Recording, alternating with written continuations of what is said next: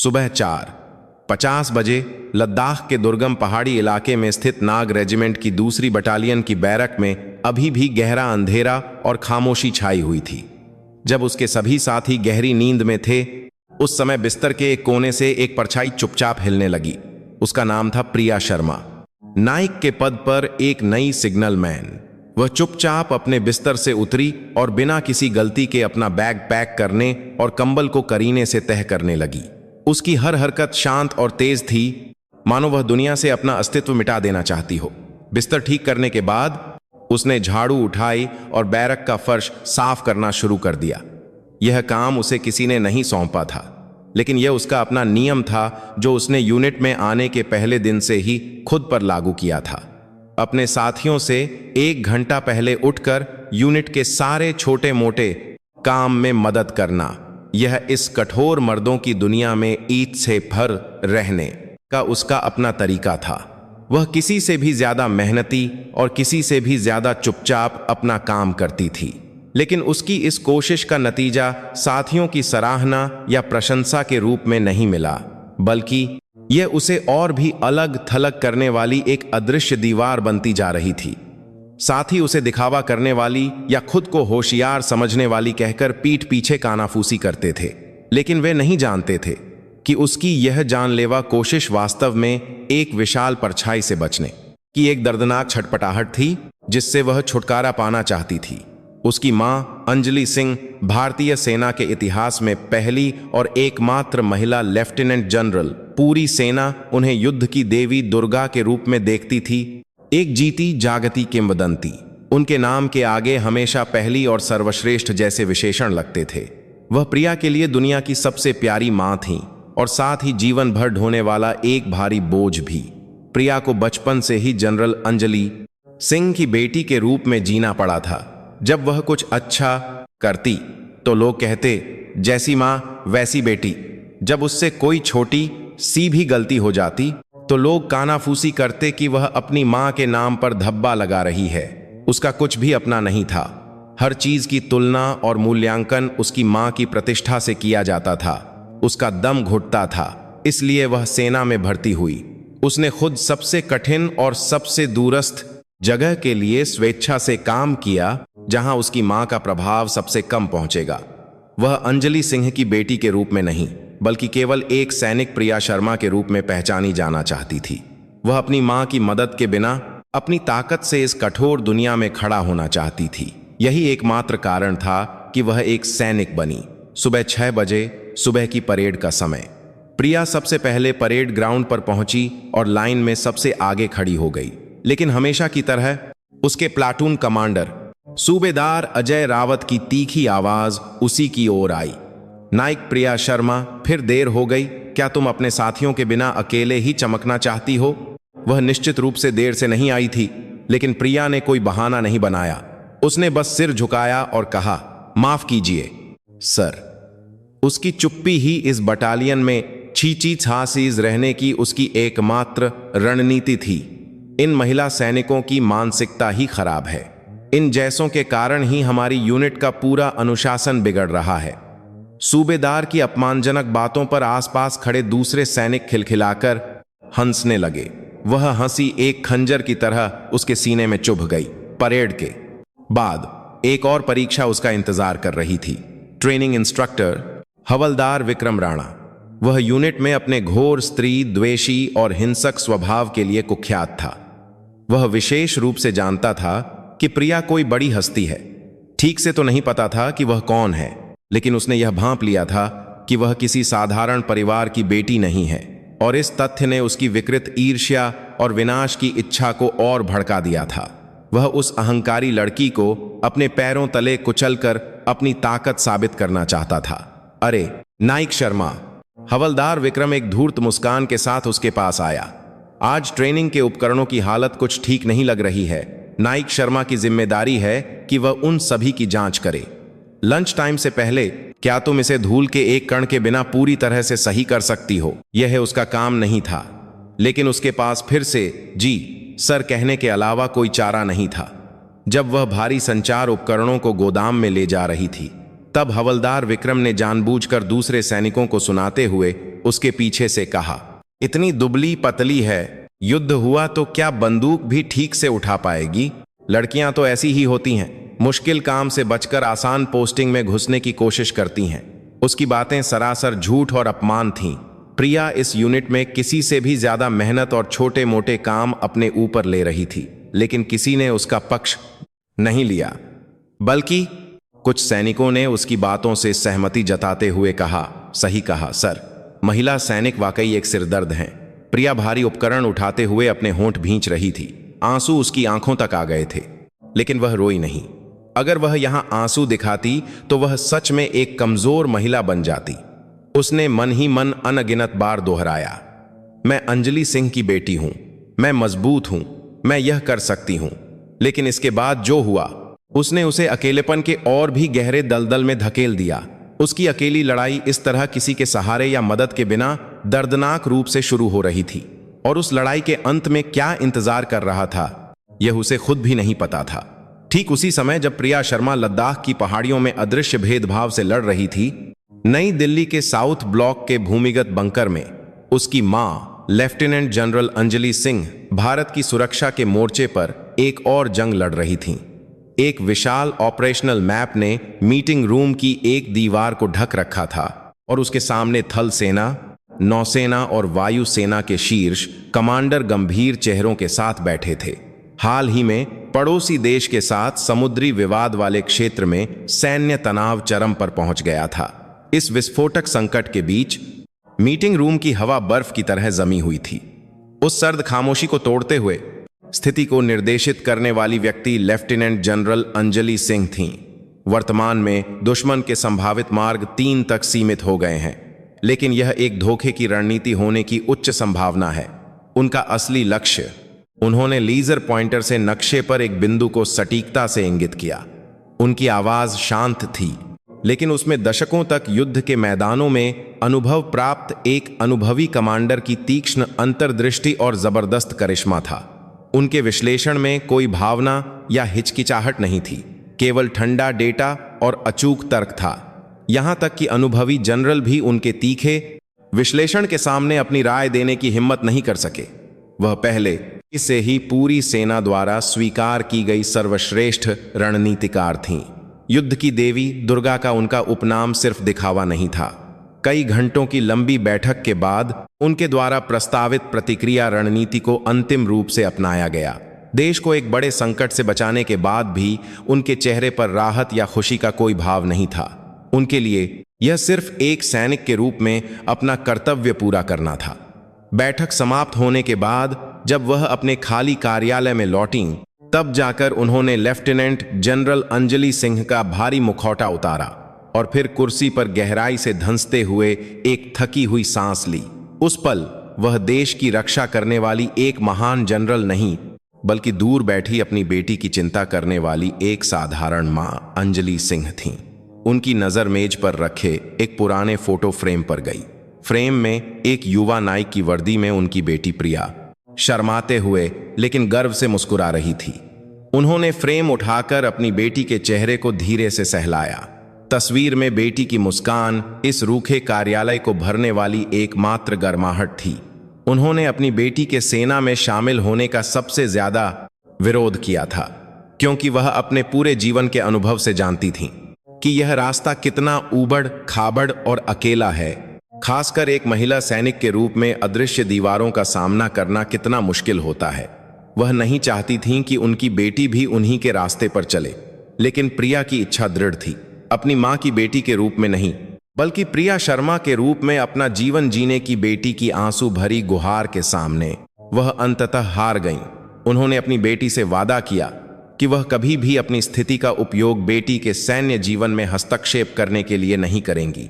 वह दूर से चुपचाप देखती रहेंगी ताकि उनकी बेटी अपनी ताकत से बढ़ सके और अपना रास्ता खोज सके। यह दूर से आपने के सी जात छेप करने के लिए नहीं करेंगी। अपनी बेटी को प्यार देने का उनका एकमात्र और सबसे कठिन तरीका था। वह हर रात अपनी बेटी को फोन करती थीं, लेकिन फोन के दूसरी तरफ से आने वाली बेटी की आवाज हमेशा एक जैसी होती थी। हाँ मां, मैं ठीक हूं, ट्रेनिंग भी मजेदार है और मैं अपने साथियों के साथ भी अच्छी तरह से रह रही हूं, इसलिए कोई चिंता मत करो। वह जानती थीं कि उनकी बेटी झूठ बोल रही है, लेकिन उन्होंने पूछा नहीं, क्योंकि वह अपनी बेटी के स्वाभिमान की रक्षा करना चाहती थीं। लेकिन कुछ दिन पहले की आखिरी बातचीत ने उनके मन में चिंता का एक अमिट बीज बो दिया था। उस दिन बेटी की आवाज में एक अजीब सी थकान थी। जबरदस्ती खुश दिखने की कोशिश के बावजूद उसकी आवाज में छिपी एक हल्की सी कंपकंपी और डर। जब उन्होंने पूछा कि क्या कुछ हुआ है, तो बेटी ने ट्रेनिंग में व्यस्त होने का बहाना बनाकर जल्दी से फोन काट दिया था। उनके पुराने अनुभव ने उन्हें चेतावनी दी कि उनकी बेटी के साथ कुछ बुरा हो रहा है। वह तुरंत हेलीकॉप्टर लेकर बेटी की यूनिट में जाना चाहती थीं और सब कुछ खुद देखना चाहती थीं। किसकी हिम्मत हुई मेरी बेटी को परेशान करने की? जो भी इसके पीछे हो उसे झड़ से उखाड़ फेंकने की एक प्रबल इच्छा उठी, लेकिन उन्होंने खुद को रोका। उन्हें अपनी बेटी से किया वादा निभाना था और उन्हें अपनी बेटी पर विश्वास करना था। उनकी बेटी भले ही कमजोर और नाजुक दिखे, लेकिन वह उन्हीं का खून थी, किसी से भी ज्यादा मजबूत लड़की। वह इस परीक्षा को भी अपनी ताकत से पार कर लेगी, ऐसा वह मानना चाहती थी। उन्होंने दर्जनों बार फोन उठाया और फिर रख दिया। अंत में फोन करने के बजाय उन्होंने डेस्क की दराज से एक पत्र निकाला और फिर अपनी बेटी को अपनी चिंता छिपाते हुए हमेशा की तरह शांत लहजे में एक पत्र लिखना शुरू किया। मेरी प्यारी बेटी प्रिया, मौसम बहुत ठंडा हो गया है। ट्रेनिंग में बहुत मेहनत कर रही होगी। हमेशा अपना ध्यान रखना और ठीक से खाना खाना मत भूलना। माँ हमेशा की तरह यहां से तुम पर विश्वास करती है और तुम्हारा समर्थन करती है। लव यू मेरी बेटी। उन्होंने पत्र को करीने से मोड़कर लिफाफे में डाल दिया। वह अभी तक नहीं जानती थीं कि उनकी यह चुप्पी और विश्वास ही उनकी बेटी को निराशा के और भी गहरे दलदल में धकेल रहा था। युद्ध की देवी कहलाने वाली वह अपनी बेटी के आंसुओं के सामने एक रास्ता भटकी हुई मां ही थी। प्रिया शर्मा का सैन्य जीवन, जैसा कि उसने अपनी मां से वादा किया था, एक भी दिन ठीक नहीं था। उसकी चुप्पी और सहनशीलता ने स्थिति को सुधारने के बजाय उत्पीड़कों की हिंसा को और भड़काने वाले उत्प्रेरक का काम किया। हवलदार विक्रम राणा और सूबेदार अजय रावत ने जैसे कोई समझौता कर लिया हो, हर दूसरे दिन प्रिया को परेशान करना शुरू कर दिया। उनकी प्रताड़ना शुरू में बहुत छोटी और बचकानी चीजों से शुरू हुई। सुबह की परेड में सबके सामने उसकी वर्दी की खामियां निकालकर उसे सज्जा देना आम बात थी। खाने के समय वे जानबूझकर उसकी थाली में धूल गिरा देते या जहां वह बैठने वाली होती वहां पानी गिरा देते थे।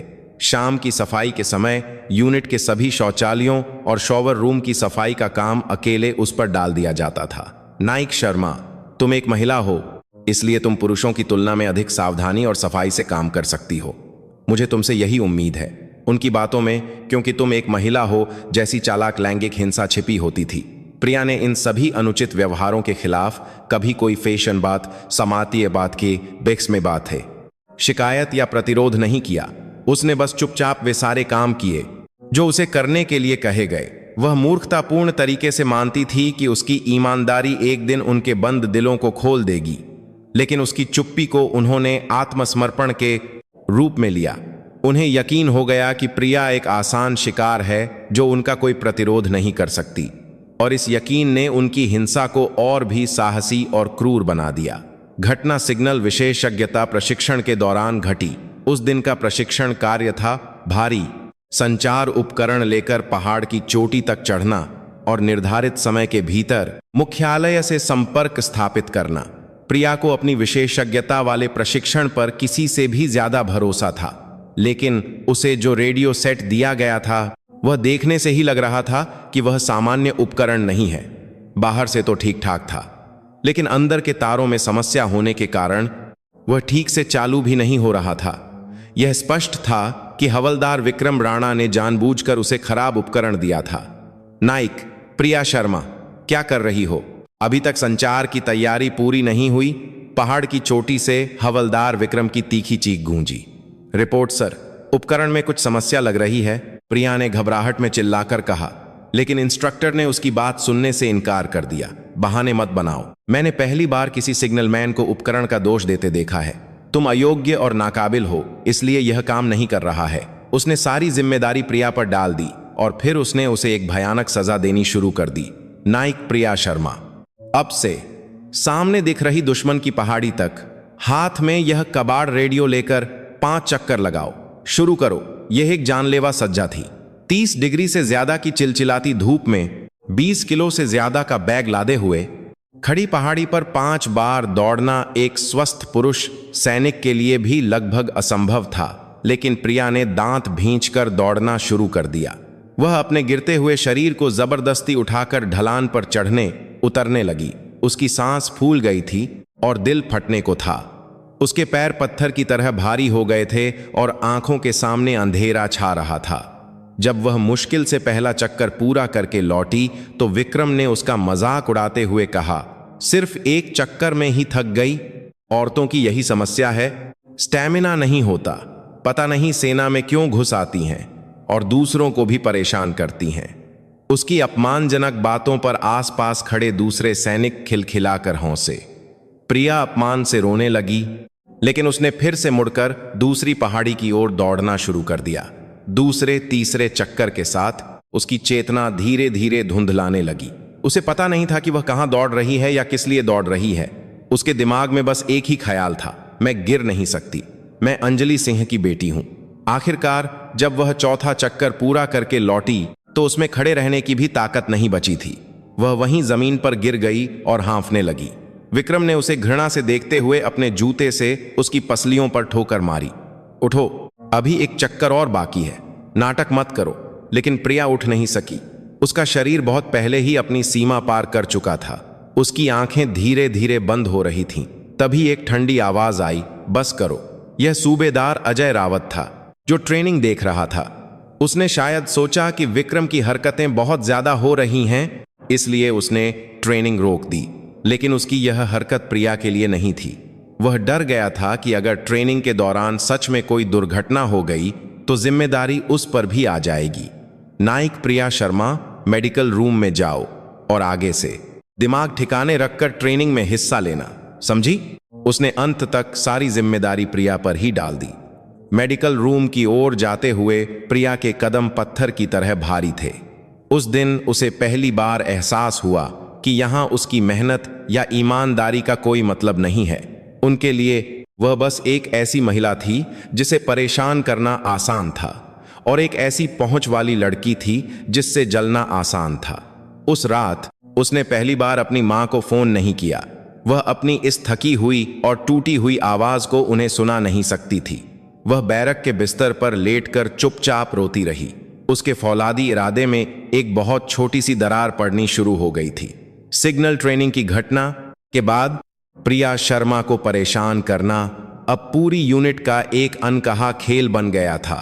हवलदार विक्रम और सूबेदार अजय और भी साहसी हो गए और दूसरे सैनिकों ने भी अपनी चुप्पी और उदासीनता से उनके बुरे कामों का समर्थन किया। प्रिया पूरी तरह से अकेली पड़ गई थी और उसका हर दिन अदृश्य हिंसा में धीरे धीरे घुट रहा था। और आखिरकार वह फेटफुल दिन आ ही गया। उस दिन यूनिट की एक बड़ी आउटडोर टैक्टिकल ट्रेनिंग थी।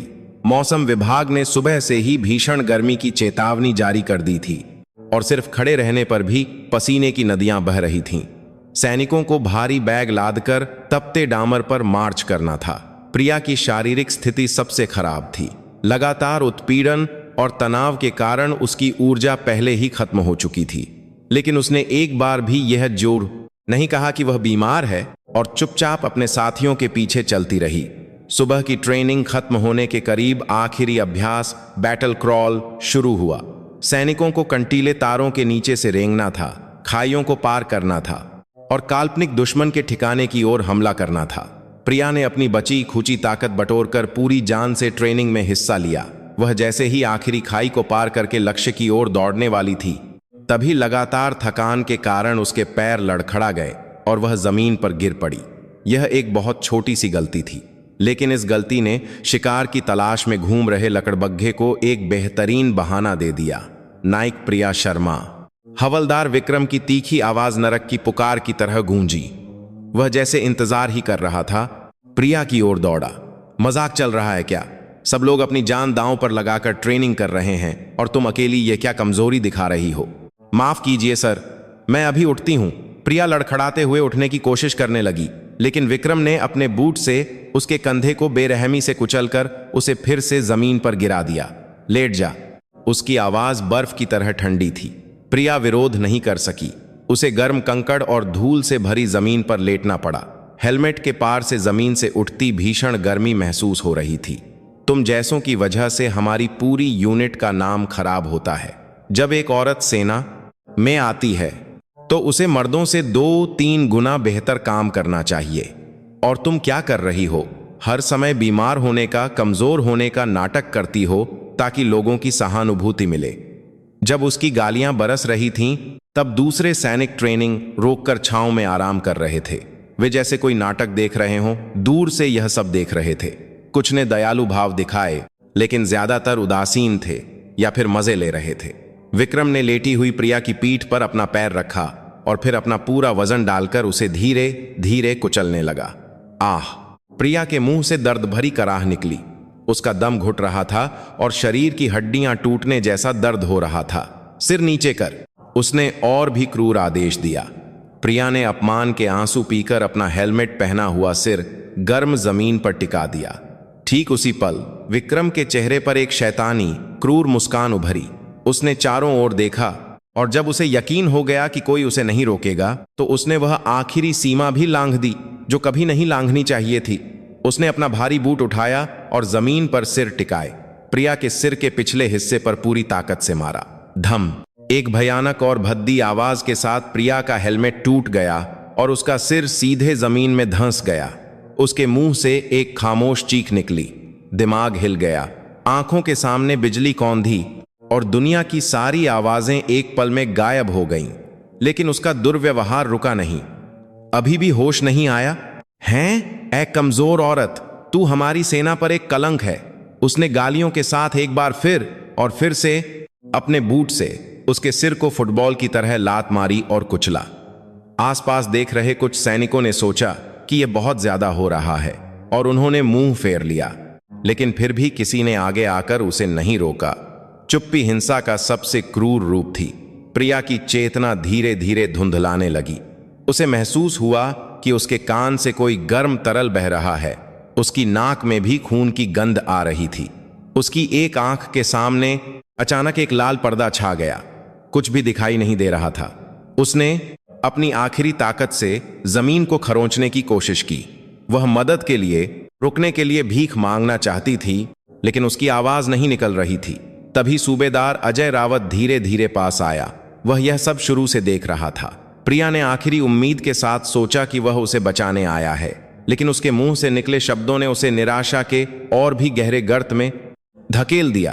अरे विक्रम, बस कर, कहीं सच में मर गई तो? हद में रह। उसकी बातों में कोई गुस्सा या दया नहीं थी, बस एक ऐसे दर्शक की आवाज थी जो किसी झंझट में पड़ने से बचना चाहता था। तब जाकर विक्रम ने एक संतुष्ट मुस्कान के साथ अपनी हिंसा रोकी। उसने खून से लथपथ पड़ी प्रिया पर आखिरी बार थूका और जैसे कुछ हुआ ही न हो मुड़कर चला गया। प्रिया ने अपनी धुंधलाती नजरों से उनकी दूर जाती पीठ और उसे नजरअंदाज करते अनगिनत साथियों के चेहरों को देखा। उसके कानों में सिर्फ एक तीखी टीं की आवाज गूंज रही थी। उसने आखिरी बार अपनी मां का चेहरा याद किया और फिर चेतना के गहरे अंधेरे समंदर में अंतहीन रूप से डूबने लगी। ऐसा लगा जैसे सब कुछ खत्म हो गया। प्रिया शर्मा के बेहोश होकर गिरते ही स्थिति की गंभीरता को समझकर कुछ सैनिक उसे उठाने के लिए दौड़े। उसकी वर्दी खून और धूल से सनी हुई थी और उसके कान और नाक से लगातार खून बह रहा था। उसके चारों ओर खड़े सैनिकों के चेहरों पर घबराहट और थोड़ा अपराध बोध था, लेकिन किसी में भी अपराधी हवलदार विक्रम से सवाल करने की हिम्मत नहीं थी। प्रिया को तुरंत यूनिट के मेडिकल रूम में ले जाया गया। मेडिकल रूम के प्रभारी युवा सिपाही अर्जुन कुमार खून से लथपथ प्रिया को देखकर सन्न रह गया। वह मेडिकल कॉलेज में पढ़ता था और सेना में भर्ती हुआ था, इसलिए उसके पास पेशेवर चिकित्सा ज्ञान था। यह सब कैसे हुआ? उसने प्रिया को लाने वाले सैनिकों से पूछा, लेकिन उन्होंने जैसे तय कर रखा हो कहा, शायद ट्रेनिंग के दौरान गिरकर चोट लग गई। लेकिन सिपाही अर्जुन एक नजर में ही समझ गया कि वे झूठ बोल रहे थे। गिरने से लगी चोट के हिसाब से सिर पर लगे आघात के निशान बहुत गंभीर और असामान्य थे। उसने जल्दी से प्रिया की हालत की जांच की। उसने उसकी आंखों की पुतलियों की प्रतिक्रिया जांची और ओटोस्कोप से उसके कान के अंदर देखा। जैसे जैसे वह जांच करता गया, उसका चेहरा और भी गंभीर और पीला पड़ता गया। हे भगवान, उसके मुंह से धीमी सी आह निकली। प्रिया की हालत उसकी कल्पना से कहीं ज्यादा खराब थी। कान का पर्दा पूरी तरह से फट चुका था, आंखों का दबाव असामान्य रूप से ऊंचा था और ऑप्टिक नर्व को गंभीर नुकसान पहुंचने का संदेह था। यह सिर्फ एक साधारण सिर की चोट नहीं थी। अगर उसे तुरंत किसी बड़े अस्पताल में ले जाकर विस्तृत जांच और सर्जरी नहीं की गई तो वह जीवन भर के लिए एक आंख की रोशनी खो सकती थी या मस्तिष्क क्षति के गंभीर परिणामों के साथ जी सकती थी। यह एक अत्यंत गंभीर स्थिति थी। सिपाही अर्जुन ने कांपते हाथों से तत्काल ट्रांसफर के लिए एक निदान पत्र लिखना शुरू किया। उसने अपनी चिकित्सकीय अंतरात्मा की शपथ लेकर मरीज की स्थिति को बिना किसी झूठ के दर्ज किया। उसने स्पष्ट रूप से लिखा कि यह बाहरी आघात के कारण सिर में लगी चोट है, न कि ट्रेनिंग के दौरान हुई दुर्घटना।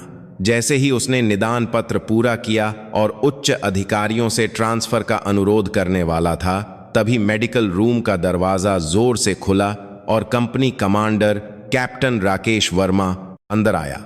वह इस घटना के लिए जिम्मेदार अधिकारी था, लेकिन उसके चेहरे पर मरीज के लिए चिंता के बजाय एक नई मुसीबत खड़ी हो जाने की झुंझलाहट और बेचैनी थी। क्या कर रहे हो सिपाही?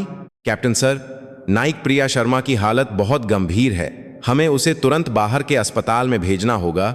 सिपाही अर्जुन ने घबराहट में रिपोर्ट दी, लेकिन कैप्टन वर्मा ने उसकी बात सुनने से इनकार कर दिया। उसने सिपाही अर्जुन के हाथ से निदान पत्र छीन लिया। अंधापन का खतरा, कान का पर्दा फटना। ज्यादा बढ़ा चढ़ाकर मत बोलो, बस ट्रेनिंग के दौरान थोड़ा जोर से गिर गई है, इसमें इतना हंगामा क्यों?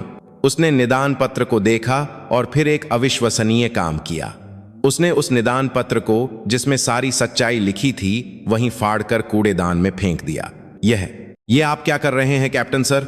चुप रहो। क्या तुम चाहते हो कि तुम्हारी वजह से हमारी पूरी यूनिट की जांच हो और सब कुछ उलट पुलट हो जाए? इसे बस ट्रेनिंग के दौरान हुई एक साधारण दुर्घटना के रूप में दर्ज किया जाएगा, समझे? तुम भी अपना मुंह बंद रखो और अपनी नौकरी मुश्किल में मत डालो। यह स्पष्ट रूप से सबूत मिटाना और एक मातहत की जान को दांव पर लगाकर दी गई एक कायरतापूर्ण धमकी थी। सिपाही अर्जुन गुस्से और लाचारी से कांप रहा था, लेकिन एक साधारण सिपाही के तौर पर वह एक कैप्टन के खिलाफ कुछ नहीं कर सकता था। कैप्टन वर्मा ने बेहोश पड़ी प्रिया को घृणा से देखा और कहा, इसे एक ड्रिप लगा दो और यहीं आराम करने दो। यह कहकर वह चला गया। अकेले बचे सिपाही अर्जुन ने फटे हुए निदान पत्र के टुकड़ों को निराशा से देखा।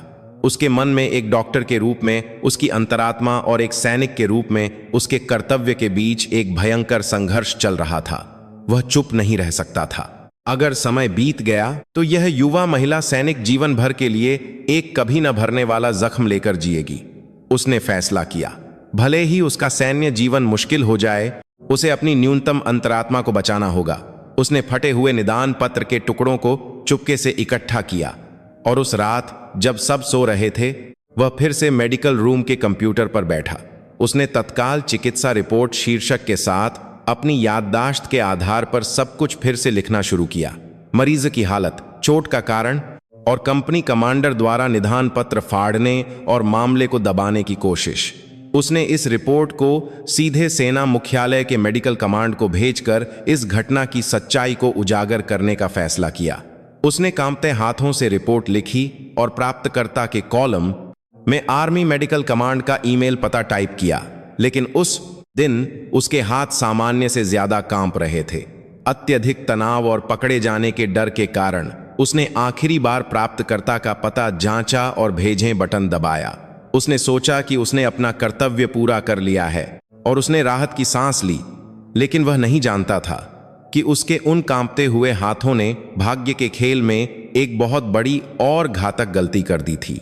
कंप्यूटर के ऑटो कंप्लीट फंक्शन और उसके तनाव ने एक भयानक गलती की। उसकी भेजी गई तत्काल रिपोर्ट का अंतिम प्राप्तकर्ता आर्मी मेडिकल कमांड नहीं था, बल्कि एक अक्षर के अंतर से वह ज्वाइंट चीफ्स ऑफ स्टाफ के अध्यक्ष के सचिवालय के रूप में सेट हो गया था। और उस सचिवालय का प्रमुख कोई और नहीं बल्कि भारतीय सेना में नंबर 2 और प्रिया शर्मा की मां लेफ्टिनेंट जनरल अंजलि सिंह का सीधा बॉस था, जिन्हें वह हर दिन रिपोर्ट करती थी। भाग्य का पहिया इस तरह से घूमना शुरू हो गया था जिसकी किसी ने कल्पना भी नहीं की थी, सबसे तेज और सबसे बड़े पैमाने पर। उस रात नई दिल्ली में रक्षा मंत्रालय के साउथ ब्लॉक में chairman chiefs of staff committee cos का कार्यालय आधी रात के बाद भी रोशन था। लेफ्टिनेंट जनरल अंजलि सिंह अभी कॉस चेयरमैन को मौजूदा सुरक्षा स्थिति पर अपनी देर रात की रिपोर्ट देकर बाहर निकली थीं। जटिल और संवेदनशील मुद्दों पर हुई बैठक के कारण उनका दिमाग बेहद तेज और सतर्क था। वह थके हुए शरीर को लेकर अपने कार्यालय में लौटीं। खाली कार्यालय की शांति ही उनके लिए एकमात्र राहत थी। जैसे ही वह अपना कोट उतारकर कुर्सी पर रखने वाली थीं, उनके डेस्क पर रखे सुरक्षित कंप्यूटर पर तत्काल के लाल निशान के साथ एक नए ईमेल का नोटिफिकेशन चमका। इस समय तत्काल रिपोर्ट। उन्होंने भौहें सिकोड़ी। उन्होंने अभी कॉस चेयरमैन को सारी रिपोर्ट दी थी। क्या इस बीच कोई नई सैन्य उकसावे की घटना हुई थी? उन्होंने फिर से अपनी वर्दी ठीक की और तनावपूर्ण मन से कंप्यूटर के सामने बैठीं। ईमेल भेजने वाला 13वीं इन्फेंट्री डिवीजन का मेडिकल रूम था। विषय था तत्काल चिकित्सा स्थिति रिपोर्ट। अंजलि सिंह ने सिर खुजलाया। एक डिवीजन के मेडिकल रूम से सीधे कॉस अध्यक्ष के सचिवालय, और वह भी सीधे उन्हें चिकित्सा रिपोर्ट भेजना एक अभूतपूर्व घटना थी। यह रिपोर्टिंग चेन का स्पष्ट उल्लंघन था, लेकिन उन्होंने इसे एक साधारण प्रशासनिक त्रुटि मानकर नजरअंदाज करने की बजाय तत्काल शब्द के वजन को गंभीरता से लिया। उन्होंने अनजाने में ईमेल पर क्लिक किया और उसे खोला, और अगले ही पल उनकी दुनिया ढह गई।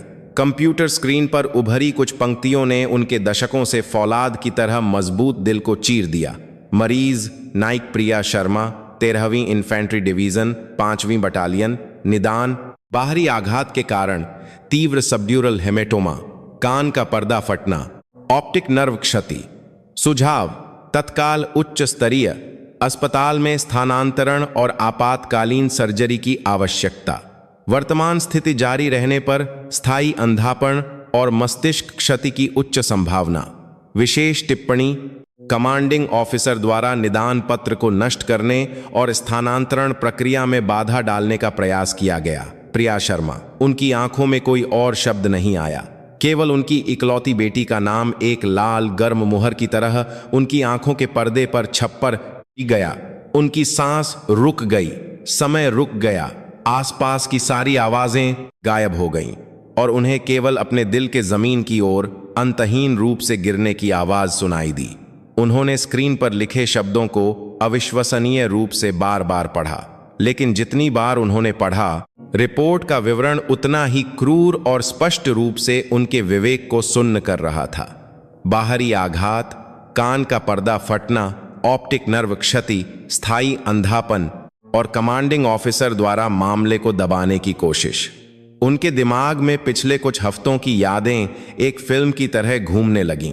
जबरदस्ती ठीक होने का नाटक करती बेटी की कांपती आवाज, ट्रेनिंग मुश्किल होने का बेढंगा झूठ और न आने की मिन्नतें करती आखिरी कॉल, सारे टुकड़े जुड़कर एक भयानक सच्चाई की तस्वीर बना रहे थे।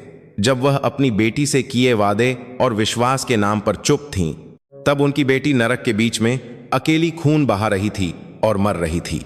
वह चीखी नहीं, उन्होंने आंसू नहीं बहाए। उनके चेहरे से सारी भावनाएं गायब हो गईं और एक अतल गहरे समुद्र की तरह ठंडी और शांत खामोशी छा गई। लेकिन वह खामोशी किसी भी गुस्से की दहाड़ से ज्यादा डरावनी और विनाशकारी थी। उस पल मां अंजलि सिंह मर गई और उनकी जगह युद्ध की देवी दुर्गा दशकों की नींद से जाग उठी। उनकी आंखें अब एक गर्मजोश मां की आंखें नहीं थीं। वे अपने बच्चे को चोट पहुंचाने वाले दुश्मन के प्रति बेरहम गुस्से और प्रतिशोध की आग में जलती हुई एक शेरनी की आंखें थीं। उन्होंने अपने बच्चे को मां के बचाती है पति या अपने 2 अन्य बेटों को भी सूचित नहीं किया। यह परिवार की ताकत से हल होने वाली समस्या नहीं थी। यह अपनी बेटी की रक्षा न कर पाने वाली एक मां का और अपने मातहत की रक्षा न कर पाने वाले एक कमांडर का दर्दनाक प्रायश्चित और खूनी इंसाफ होना था। वह अपनी जगह से उठी और फिर अपने कार्यालय के सबसे बीकेकार एक मां का तरतता गहरे कोने में रखे लाल रंग के विशेष फोन को उठाया, जिसे केवल वही इस्तेमाल कर सकती थीं। वह फोन सीधे दिल्ली और राष्ट्रीय राजधानी क्षेत्र की रक्षा के लिए जिम्मेदार दिल्ली एरिया के एयर ऑपरेशन कंट्रोल रूम से जुड़ा था, जो सत्ता का सबसे शक्तिशाली और भयानक प्रतीक था। रिसीवर के दूसरी तरफ एक तनावग्रस्त ड्यूटी ऑफिसर की आवाज आई, जय Hind. Delhi area control room. Anjali की आवाज बर्फ के टुकड़ों के टकराने जैसी ठंडी और तीखी थी। मैं lieutenant general Anjali Singh, vice chief of army staff बोल रही हूं। जय हिंद मैम। ड्यूटी ऑफिसर की आवाज हैरानी से कांप गई। इस समय एक 3 स्टार जनरल का सीधे उसे फोन करना युद्ध शुरू होने जैसी स्थिति के बराबर था। अब से मेरी बात बिना किसी सवाल के सुनो और उस पर अमल करो। यह एक आदेश है। जी मैम। बिल्कुल। 5 मिनट के भीतर एक अपाचे अटैक हेलीकॉप्टर को उड़ान के लिए तैयार करो। उसे असली गोला बारूद से पूरी तरह लैस करो और सबसे अच्छे पायलट को तैनात करो। 5 मिनट, 1 सेकंड भी देर नहीं होनी चाहिए। Apache helicopter. मैम, क्या दुश्मन की घुसपैठ हुई है? गंतव्य लद्दाख में स्थित 13वीं इन्फेंट्री डिवीजन की 5वीं बटालियन का परेड ग्राउंड। उसकी बात सुनकर ड्यूटी ऑफिसर को अपने कानों पर विश्वास नहीं हुआ। देश के दिल की रक्षा करने वाले एलीट अटैक हेलीकॉप्टर को एक शांतिपूर्ण रियर एरिया की यूनिट के परेड ग्राउंड पर भेजना एक समझ से बाहर का आदेश था। मैं दोहराती हूं, गंतव्य 13वीं डिवीजन है। वहां परेड 13वीं डिवीजन है। मेरा दुश्मन है। उसकी आवाज में एक ऐसा भार था जो आगे किसी भी सवाल की अनुमति नहीं देता था। उसने फोन काट दिया और फिर अपनी युद्धक वर्दी पहनना शुरू कर दिया। वह अब अपनी जिंदगी के सबसे महत्वपूर्ण और सबसे क्रूर युद्ध के मैदान की ओर जा रही थीं। उनका गुस्सा जल्द ही पूरी भारतीय सेना को हिला देने वाला एक विशाल तूफान बनने वाला था। अगले दिन दोपहर को 13वीं इन्फेंट्री डिवीजन की 5वीं बटालियन हमेशा की तरह एक सुस्त दिनचर्या में डूबी हुई थी। चिलचिलाती गर्मी में सुबह की ट्रेनिंग खत्म करने के बाद सैनिक या तो मेस में दोपहर का भोजन कर रहे थे या बैरक की छांव में बैठकर आराम कर रहे थे। हवलदार विक्रम राणा और सूबेदार अजय रावत गर्व से अपनी बहादुरी के किस्से सुना रहे थे और कैप्टन राकेश वर्मा अपने कार्यालय में ठंडी एसी की हवा में सो रहा था। किसी को भी यह पता नहीं था कि उनके सिर पर नरक की परछाई मंडरा रही है। ठीक उसी पल यूनिट की शांति को भंग करते हुए आसमान के दूसरी तरफ से एक अजीब और मेनेसिंग आवाज सुनाई देने लगी। धड़ धड़ धड़। यह अब तक सुने गए ट्रांसपोर्ट या टोही हेलीकॉप्टरों की आवाज से बिल्कुल अलग थी, जैसे किसी शिकारी जानवर की दहाड़। एक गहरी और भारी इंजन की आवाज और भी तेज होती गई और जमीन और इमारतें हल्की कांपने लगी। सैनिकों ने अपना काम रोक दिया और जिज्ञासा और बेचैनी से मिले जुले भावों से आसमान की ओर देखने लगे और उनकी आंखों के सामने एक अविश्वसनीय दृश्य हेरचा। सूरज को अपनी पीठ पर लिए एक विशाल काले रंग का अटैक हेलीकॉप्टर दिखाई दिया। यह कोई साधारण हेलीकॉप्टर नहीं था। इसका ढांचा पतला और खतरनाक था। दोनों तरफ भयानक मिसाइलें और रॉकेट पॉड लगे थे। यह जमीन पर सब कुछ नष्ट करने के लिए पैदा हुआ आसमान का शिकारी था। 64 अपाचे अटैक हेलीकॉप्टर।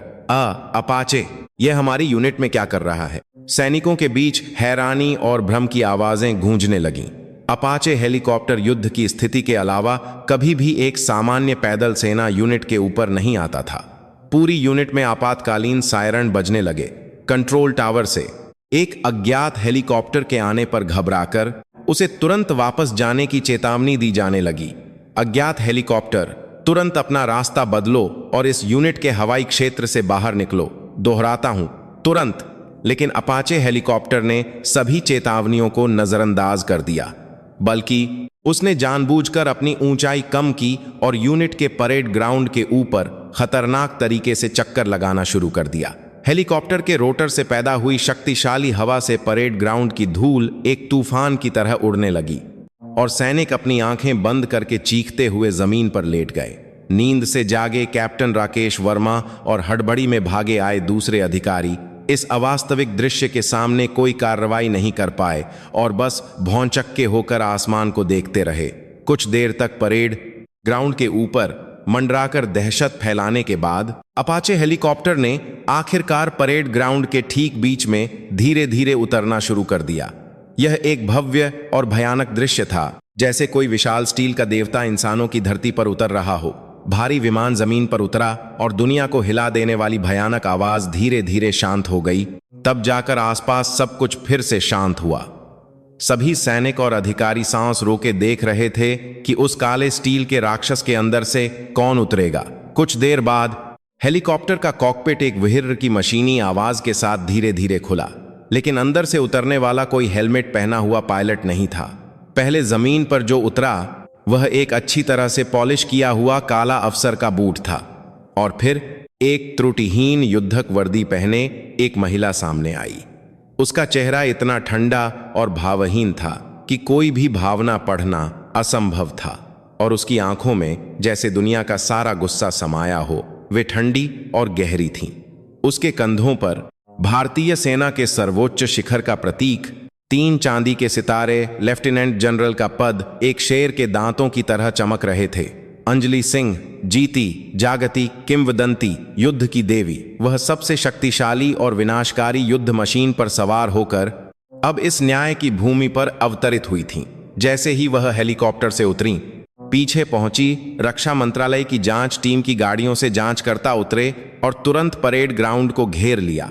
यूनिट के सभी कमांडिंग ऑफिसर इस दृश्य पर विश्वास नहीं कर पा रहे थे और वहीं जम गए थे। विशेष रूप से कैप्टन राकेश वर्मा, हवलदार विक्रम राणा और सूबेदार अजय रावत के चेहरे ऐसे सफेद पड़ गए थे जैसे उन्हें मौत की सजा सुना दी गई हो। लेफ्टिनेंट जनरल अंजलि सिंह ने किसी की ओर नहीं देखा। उनकी नजर केवल एक जगह पर थी, उस मेडिकल रूम की दिशा में जहां उनकी बेटी दर्द में पड़ी होगी। उन्होंने धीरे धीरे लेकिन दृढ़ कदमों से अपनी बेटी की ओर बढ़ना शुरू कर दिया। उनका हर कदम इस भ्रष्ट भूमि पर एक बेरहम न्याय के प्रस्तावना की तरह भारी गूंज रहा था। अब कोई भी उनके गुस्से को नहीं रोक सकता था। लेफ्टिनेंट जनरल अंजलि सिंह के आगमन से यूनिट की पूरी कमान श्रृंखला पूरी तरह से पंगु हो गई। रेजिमेंटल और बटालियन कमांडरों सहित सभी वरिष्ठ अधिकारी हड़बड़ी में उनके सामने आए, लेकिन वे कुछ भी कहने की हिम्मत नहीं कर सके और बस सिर झुकाए खड़े रहे। एक देवी समान वरिष्ठ और जीती जागती किंवदंती के गुस्से के सामने वे केवल शक्तिहीन प्राणी थे। अंजलि ने उनके अस्तित्व को पूरी तरह से नजरअंदाज कर दिया। उनकी आंखों में खून से लथपथ अपनी बेटी के अलावा कुछ भी नहीं दिख रहा था। वह सीधे मेडिकल रूम की ओर बढ़ी। उनके पीछे डरे हुए कमांडरों और जांचकर्ताओं की टीम एक परछाई की तरह चली। मेडिकल रूम का दरवाजा जोर से खुला और अंजलि को अपनी जिंदगी के सबसे भयावह और दिल दहला देने वाले दृश्य का सामना करना पड़ा। उनकी प्यारी बेटी प्रिया शर्मा पीले चेहरे के साथ बिस्तर पर लेटी थी। उसकी एक आंख पर सफेद पट्टी बंधी थी और चेहरे पर गहरे लाल नीले निशान थे। ड्रिप लगी हुई उसकी बांह कांप रही थी और उसके होंठ सूखे हुए थे। वह शायद गहरी नींद में थी, क्योंकि वह बिल्कुल भी नहीं हिल रही थी। वह कुछ दिन पहले बहादुरी से सलामी देने वाली एक गर्वित सैनिक नहीं, बल्कि एक कमजोर असहाय पक्षी की तरह लग रही थी जो कभी भी टूट सकती थी। अंजलि अपनी बेटी के बिस्तर के पास घुटनों के बल बैठ गईं। उन्होंने कांपते हुए हाथ से बेटी के पसीने से भीगे बालों को सहलाया। उन्हें लगा जैसे उनका फौलादी दिल टुकड़ों में बिखर रहा हो। उन्होंने वादा किया था कि वह उसकी रक्षा करेंगी किसी भी खतरे से, लेकिन जब उनकी बेटी उनके इतने करीब इस तरह टूट रही थी तो वह कुछ नहीं कर सकी। उनकी आंखों में गर्म आंसू भर आए, लेकिन वह रोई नहीं। यह दुखी होने का समय नहीं था, यह गुस्सा करने का समय था। वह उठी और फिर बिना कुछ कहे मेडिकल रूम से बाहर निकल गईं। उनके चेहरे पर पहले से भी ज्यादा ठंडा और भयानक संकल्प था। वह फिर से परेड ग्राउंड की ओर गईं, जहां सभी सैनिक इकट्ठे थे। उनके हाथ में कहीं से लाया हुआ एक लाउड स्पीकर था। वह परेड ग्राउंड के बीच में बने मंच पर चढ़ गईं। सैकड़ों सैनिक डर और जिज्ञासा से भरी आंखों से उन्हें देख रहे थे। उन्होंने माइक पकड़ा और फिर धीरे धीरे इकट्ठे सैनिकों में से 3 चेहरों को खोजा। हवलदार विक्रम राणा, सूबेदार अजय रावत और कैप्टन राकेश वर्मा। वे पहले ही पीले पड़ चुके थे और सिर झुकाए कांप रहे थे। अंजलि की नजर उन तीनों पर टिक गई और अंत में उनका मुंह खुला। उनकी आवाज लाउडस्पीकर के माध्यम से एक अभिशाप की तरह पूरे परेड ग्राउंड में गूंजी। कुछ लोग मुझे जानते होंगे, कुछ नहीं। मैं भारतीय सेना की लेफ्टिनेंट जनरल अंजलि सिंह हूं। उनके पहले शब्द पर ही परेड ग्राउंड में पूरी तरह से सन्नाटा छा गया और वह असहाय सैनिक जिसे मैंने अभी मेडिकल रूम में एक आंख पर पट्टी बांधे मौत से जूझते हुए देखा है, वह मेरी बेटी है। उनकी बात खत्म होते ही परेड ग्राउंड में एक बड़ा झटका लगा। सैनिकों को अपने कानों पर विश्वास नहीं हुआ। नाइक प्रिया शर्मा उस महान महिला जनरल की बेटी है। अंजलि कुछ देर रुकीं उस दमघोंटू खामोशी का आनंद लेते हुए, और फिर और भी ठंडी और तीखी आवाज में उन्होंने अपना असली युद्ध घोष शुरू किया। मैंने अपनी बेटी से वादा किया था कि मैं एक सैनिक के रूप में अपनी शक्ति का उपयोग उसकी सैन्य सेवा के लिए कभी नहीं करूंगी, कि मैं चुपचाप देखती रहूंगी ताकि मेरी बेटी अपनी ताकत से एक पूर्ण सैनिक बन सके। उनकी आवाज थोड़ी कांपती हुई लगी, लेकिन तुम लोगों ने मेरे उस वादे को कुचल दिया। तुम लोगों ने मेरे विश्वास को धोखा दिया और मेरी बेटी को, मेरे बच्चे को इस हाल में पहुंचा दिया। उनकी नजर विक्रम और अजय की ओर गई। इसीलिए आज मैंने अपना वादा तोड़ने का फैसला किया है। इस क्षण से मैं अब भारतीय सेना की लेफ्टिनेंट जनरल नहीं हूं। उन्होंने अपने कंधे पर लगे जनरल के पदचिह्न को उतारकर जमीन पर फेंक दिया। मैं बस एक मां हूं जो अपने बच्चे को चोट पहुंचाने वाले जानवरों को सजा देने आई है, और यह सैन्य कानून के तहत कोई सजा नहीं होगी। यह एक मां द्वारा दिया गया सबसे क्रूर और बेरहम खूनी इंसाफ होगा। उनकी घोषणा के खत्म होते ही परेड ग्राउंड की सारी हवा जम गई। किसी भी युद्ध की शुरुआत से ज्यादा भयानक और किसी भी फैसले से ज्यादा भारी एक मां का गुस्सा आखिरकार फट पड़ा था। लेफ्टिनेंट जनरल अंजलि सिंह की खूनी घोषणा के खत्म होते ही परेड ग्राउंड को घेरे हुए रक्षा मंत्रालय के जांचकर्ता हरकत में आ गए। उनकी हरकतें प्रशिक्षित शिकारी जानवरों की तरह तेज और बेरहम थीं। उनका पहला निशाना पहले से ही डरे हुए हवलदार विक्रम राणा, सूबेदार अजय रावत और कैप्टन राकेश वर्मा थे। जांचकर्ताओं ने उनके पास जाकर बिना कोई सफाई का मौका दिए ठंडी हथकड़ियां पहना दी। ये क्या कर रहे हो? मैंने कुछ गलत नहीं किया। विक्रम ने आखिरी बार चिल्लाने की कोशिश की, लेकिन एक जांचकर्ता ने उसके पेट में जोर से धक्का देकर उसे चुप करा दिया। सारी बातें मिलिट्री पुलिस की पूछताछ में करना। तीनों मुख्य अपराधियों को इस तरह सैकड़ों सैनिकों के सामने एक अपराधी की तरह ले जाया गया। जिस वर्दी पर उन्हें इतना गर्व था, वह अब उनके अपराध का प्रतीक, एक शर्मनाक जंजीर बन गई थी। लेकिन अंजलि का न्याय यहीं खत्म नहीं हुआ। उन्होंने मंच से परेड ग्राउंड में खड़े सभी सैनिकों को ठंडे स्वर में कहा, मैं जानती हूं कि यहां मौजूद तुम में से कई लोगों ने मेरी बेटी को दर्द में देखा और चुप रहे। तुम्हारी कायरतापूर्ण चुप्पी ने ही इन राक्षसों को और भी बड़ा राक्षस बनाया। उनकी बात सुनकर कई सैनिकों ने अपराध बोध से सिर झुका लिया। अब उस चुप्पी की कीमत चुकाने का समय है। विशेष जांच दल अब तुरंत इस यूनिट के सभी सैनिकों और अधिकारियों से एक एक करके गहरी पूछताछ करेगा। एक भी व्यक्ति नहीं छूटेगा। अगर इस जांच में एक भी झूठ सामने आया तो तुम्हें सिर्फ एक दर्शक नहीं बल्कि हिंसा का सह अपराधी माना जाएगा और सैन्य कानून के तहत सबसे कड़ी सजा दी जाएगी। उनकी घोषणा ने पूरी यूनिट में एक बड़े पैमाने पर सफाई का संकेत दिया। उस रात से 5वीं बटालियन एक विशाल पूछताछ कक्ष में बदल गई। हर बैरक और कार्यालय में अस्थायी पूछताछ कक्ष बनाए गए और सैनिकों को एक एक करके बुलाया गया ताकि वे जो कुछ भी देखा, सुना और चुपचाप सहा उसे बता सकें। शुरू में ज्यादातर सैनिकों ने सज्जा के डर से मुंह खोलने में हिचकिचाहट दिखाई, लेकिन जांचकर्ताओं ने उनके मन को पढ़ लिया था और उन्होंने उन्हें समझाया कि सच्चाई बोलना ही खुद को बचाने का एकमात्र तरीका है। सबसे निर्णायक गवाही मेडिकल सिपाही अर्जुन कुमार ने दी। उसने जो कुछ भी देखा था, प्रिया की गंभीर हालत और कैप्टन राकेश वर्मा द्वारा निदान पत्र फाड़ने और मामले को दबाने की कोशिश, उसने अपने पास रखे फटे हुए निदान पत्र के टुकड़ों के साथ विस्तार से बताया। उसकी साहसी गवाही इस मामले की सच्चाई को उजागर करने में सबसे महत्वपूर्ण कुंजी बनी। सिपाही अर्जुन की गवाही के बाद दूसरे सैनिकों के मुंह से भी सच की बाढ़ आ गई। मैंने भी देखा था, हवलदार विक्रम ने ट्रेनिंग के दौरान नाइक प्रिया शर्मा के सिर को बूट से कुचला था। सूबेदार अजय रावत हमेशा कहते थे कि महिला सैनिकों को यूनिट छोड़ देनी चाहिए और वह नियमित रूप से मौखिक दुर्व्यवहार करते थे। कैप्टन राकेश वर्मा यह सब जानते थे, लेकिन उन्होंने हमें चुप रहने की धमकी दी। उनकी गवाहियों ने यादों के टुकड़ों को जोड़कर पिछले कुछ महीनों में इस यूनिट के अंदर हुई भयानक हिंसा और भेदभाव की पूरी तस्वीर बना दी।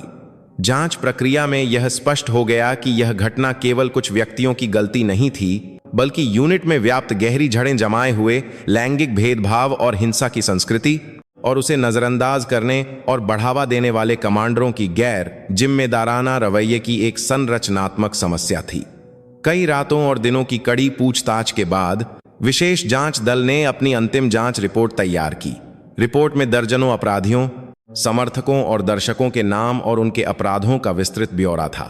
अंजलि वह रिपोर्ट लेकर सीधे रक्षा मंत्री के पास गईं। उन्होंने मंत्री से दृढ़ता से आग्रह किया कि इस मामले को केवल अनुशासनात्मक कार्रवाई से खत्म नहीं किया जाना चाहिए, बल्कि इसे पूरी सेना में सुधार के लिए एक मिसाल बनाना चाहिए। उनका अनुरोध स्वीकार कर लिया गया। यह घटना पूरी सेना में सार्वजनिक की गई और संबंधित व्यक्तियों पर सैन्य अदालत में मुकदमा चलाया गया और उन्हें उनके अपराधों के अनुसार सबसे कड़ी सजा मिली। मुख्य अपराधी विक्रम, अजय और राकेश के साथ साथ उन अपराधों को जानकर भी चुप रहने वाले अन्य अधिकारियों को भी अपनी वर्दी उतारकर कानून का सामना करना पड़ा। और 13वीं इन्फेंट्री डिवीजन की 5वीं बटालियन को अपने स्थापना के बाद की सबसे शर्मनाक सजा मिली। यूनिट को भंग कर फिर से गठित किया गया। सड़ी हुई जड़ें इस तरह पूरी तरह से उखाड़ दी गईं। युद्ध की देवी द्वारा चलाई गई न्याय की तलवार ने सबसे दर्दनाक हिस्से को काटकर एक नई शुरुआत की नींव रखी थी। 13वीं इन्फेंट्री डिवीजन की 5वीं बटालियन में हुई भयानक घटना सेना के आंतरिक प्रयासों के बावजूद अंततः मीडिया तक पहुंच गई। 3 स्टार जनरल की बेटी। यूनिट में सामूहिक प्रताड़ना से अंधी जैसी सनसनीखेज शीर्षक वाली खबर फैलते ही पूरे भारत में हड़कंप मच गया। जनता का गुस्सा आसमान छू रहा था और सेना के प्रति अविश्वास और आलोचना की आवाजें बेकाबू हो गईं। मामले की गंभीरता को समझते हुए संसद की रक्षा समिति ने तुरंत इस घटना पर एक सार्वजनिक सुनवाई आयोजित करने का फैसला किया। सुनवाई में सत्ता और विपक्ष के सांसद, रक्षा मंत्रालय के वरिष्ठ अधिकारी और कई मीडियाकर्मी सच्चाई के सामने आने का इंतजार कर रहे थे। सुनवाई के लिए सबसे महत्वपूर्ण गवाह के रूप में घटना की पीड़िता नायक प्रिया शर्मा को चुना गया था। उसकी सेहत अभी पूरी तरह से ठीक नहीं हुई थी और कई लोगों ने उसकी स्वास्थ्य की चिंता करते हुए उसे गवाही देने से मना किया। उसकी मां लेफ्टिनेंट जनरल अंजलि सिंह भी नहीं चाहती थीं कि उनकी बेटी एक बार फिर जनता के सामने अपने दर्दनाक घावों को कुरेदे। लेकिन प्रिया का इरादा पक्का था। मां, मैं ठीक हूं। अगर मैं आज आगे नहीं आई तो भविष्य में मेरे जैसे और भी पीड़ित होंगे। यह सिर्फ मेरी लड़ाई नहीं है, इसे मुझे ही खत्म करना होगा। उसकी आंखों में अब एक कमजोर पीड़िता का डर नहीं, बल्कि अन्यायपूर्ण दुनिया से लड़ने वाले एक योद्धा का दृढ़ संकल्प था। सुनवाई के दिन प्रिया व्हीलचेयर पर अपनी मां के सहारे गवाह के कटघरे में आई। उसकी एक आंख पर अभी भी सफेद पट्टी थी, लेकिन उसका आसन किसी भी जनरल से ज्यादा गरिमापूर्ण और आत्मविश्वास से भरा था। हॉल में सभी कैमरों की फ्लैशलाइट एक साथ उस पर चमकी। उसने कांपती आवाज में, लेकिन हर शब्द पर जोर देते हुए अपने साथ हुई हर घटना को शांति से बताना शुरू किया। उसने किसी व्यक्ति विशेष पर आरोप नहीं लगाया या भावनाओं का सहारा नहीं लिया।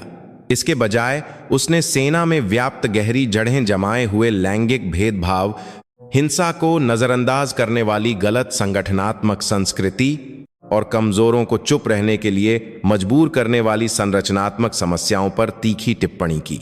मेरा मानना है कि केवल अपराधियों को सजा देने से यह समस्या हल नहीं होगी। महत्वपूर्ण यह है कि हम सब मिलकर यह सोचें कि ऐसी घटनाएं क्यों होती हैं। उसने एक पल के लिए सांस ली और फिर सुनवाई हॉल में बैठे सभी लोगों की आंखों में सीधे देखते हुए उसने अपना अंतिम बयान शुरू किया। मुझे एक सैनिक होने पर एक पल के लिए भी पछतावा नहीं है। मैं अब भी अपने देश भारत से प्यार करती हूं और एक सैनिक के रूप में अपने पेशे पर गर्व करती हूं। लेकिन मैं नहीं चाहती कि मेरे जैसी सपने देखने वाली भविष्य की महिला सैनिक मेरी तरह सिर्फ महिला होने के कारण भेदभाव या हिंसा का शिकार हो। उसकी आवाज में और भी ताकत आ गई। सेना अब केवल पुरुषों की जगह नहीं है। सेना को लिंग, पद या पृष्ठभूमि की परवाह किए बिना केवल देशभक्ति और क्षमता के आधार पर मूल्यांकन करने वाला भारत के सभी नागरिकों का एक बल बनना चाहिए। मैं दिल से चाहती हूं कि मेरी यह छोटी सी आवाज उस बदलाव की शुरुआत बने। उसका बयान खत्म होते ही सुनवाई हॉल में तालियों की गड़गड़ाहट गूंज उठी। कई लोग उसकी हिम्मत और बुद्धिमत्ता से प्रभावित होकर रो पड़े। वह केवल अपने अन्याय की गुहार लगाने वाली एक पीड़िता नहीं थी, वह एक सच्ची नायिका थी जिसने अपने दर्द को पूरी सेना में सुधार के लिए एक पीड़िता नहीं थी, उम्मीद के संदेश में बदल दिया था। उसकी साहसी गवाही भारतीय सेना के इतिहास को बदलने वाला एक निर्णायक क्षण बन गई। संसद ने तुरंत सैन्य मानवाधिकार संरक्षण विशेष अधिनियम पेश किया और रक्षा मंत्रालय ने लैंगिक समानता शिक्षा को अनिवार्य बनाने और व्हिसल ब्लोअर्स की सुरक्षा प्रणाली को मजबूत करने जैसे अभूतपूर्व सुधारों की घोषणा की। एक व्यक्ति की छोटी सी उड़ान ने एक विशाल तूफान खड़ा कर दिया था। युद्ध की देवी कहलाने वाली मां के गुस्से ने एक यूनिट को सजा दी थी, लेकिन उसकी बेटी की शांत हिम्मत ने पूरी भारतीय सेना को और आगे बढ़कर हमारे पूरे समाज को बदल दिया था। सुनवाई के कुछ महीने बाद भारत को हिला देने वाला विशाल तूफान धीरे धीरे शांत हो गया। अपराधियों को कानून की कड़ी सजा मिली और सेना ने बड़े पैमाने पर सुधार का रास्ता अपनाया। लेकिन जब सब कुछ पटरी पर आता दिख रहा था, तब प्रिया के सामने एक और चुनौती आ खड़ी हुई। सैन्य अस्पताल से आई अंतिम निदान रिपोर्ट के अनुसार उसकी चोट ने स्थायी दुष्प्रभाव छोड़ दिए थे। हमले में क्षतिग्रस्त हुई, उसकी ऑप्टिक नर्व पूरी तरह से ठीक नहीं हुई और उसकी एक आंख जीवन भर के लिए केवल हल्की रोशनी और अंधेरे में ही अंतर कर सकती थी। एक सैनिक के रूप में, खासकर अग्रिम पंक्ति में काम करने वाले एक सिग्नल मैन के लिए यह फाक्टिचस की मौत की सजा के बराबर था। अंततः उसे चिकित्सा आधार पर सेना से सेवानिवृत्ति की सिफारिश स्वीकार करनी पड़ी, जिस वर्दी से वह इतना प्यार करती थी और जिसके लिए उसने अपना सब कुछ दांव पर लगा दिया था। उसे अब उतारने का समय आ गया था। सेवानिवृत्ति के दिन वह शांत थी। उसने अपने साथियों और मां के सामने जबरदस्ती मुस्कुराने की कोशिश की, जो उसे सांत्वना दे रहे थे। लेकिन जब रात में वह अकेली होती तो वह चुपचाप रोती थी। एक पल में अपने सारे सपने खो देने का दुख और आगे कैसे जीना है, हो पारना है, इस अनिश्चितता ने उसे दबा दिया था। कुछ समय के लिए वह निराशा के गहरे दलदल से बाहर नहीं निकल सकी, लेकिन वह कोई कमजोर महिला नहीं थी। वह युद्ध की देवी की बेटी थी और एक बहादुर योद्धा थी जिसने बड़े अन्याय से लड़कर जीत हासिल की थी। वह इस तरह टूट नहीं सकती थी। उसने सोचा, वर्दी उतारने का मतलब यह नहीं है कि सैनिक की भावना भी छोड़ दी जाए। युद्ध का मैदान बदल गया था, लेकिन उसकी लड़ाई अभी खत्म नहीं हुई थी, बल्कि अब असली शुरुआत थी। उसने अपने दर्द को अपने जैसे अन्य पीड़ितों की मदद करने में उपयोग करने का फैसला किया।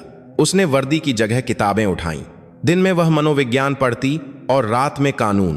उसने फैसला किया कि वह अपने अनुभव के आधार पर घायल सैनिकों के मन को ठीक करने और उनके कानूनी अधिकारों को दिलाने वाली एक विशेषज्ञ बनेगी।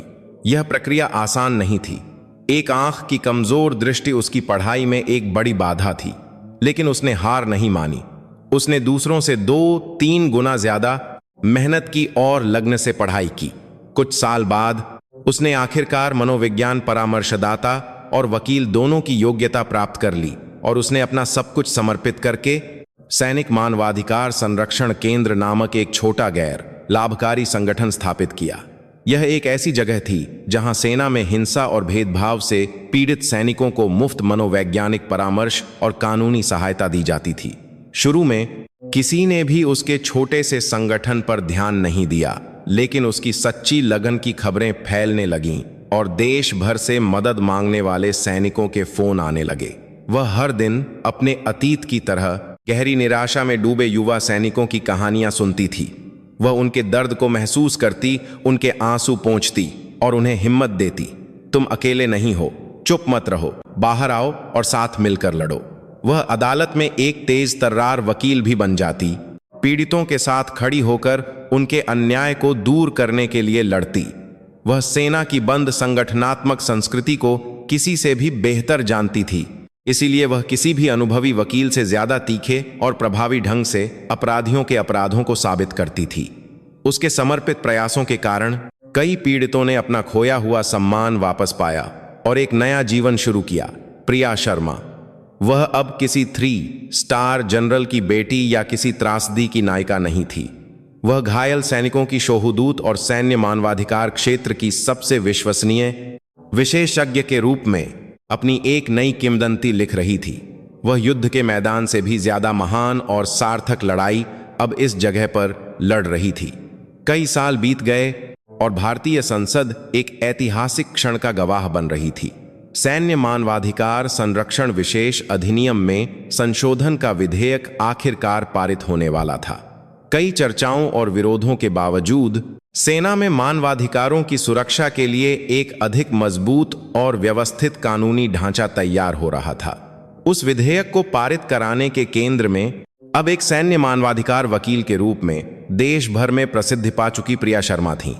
वह उस दिन एक विशेषज्ञ के रूप में संसद के मंच पर खड़ी थीं। उसकी एक आंख की रोशनी अभी भी धुंधली थी, लेकिन उसकी आवाज पहले से कहीं ज्यादा शक्तिशाली और आत्मविश्वास से भरी थी। उसने अपने अनुभव और अब तक परामर्श दिए गए अनगिनत पीड़ितों के मामलों के आधार पर तार्किक और प्रेरक ढंग से बताया कि यह विधेयक क्यों पारित होना चाहिए। सम्मानित सांसद महोदय, मैं आज एक पीड़िता के रूप में नहीं, बल्कि एक बेहतर भारत का सपना देखने वाली एक नागरिक के रूप में यहाँ खड़ी हूँ।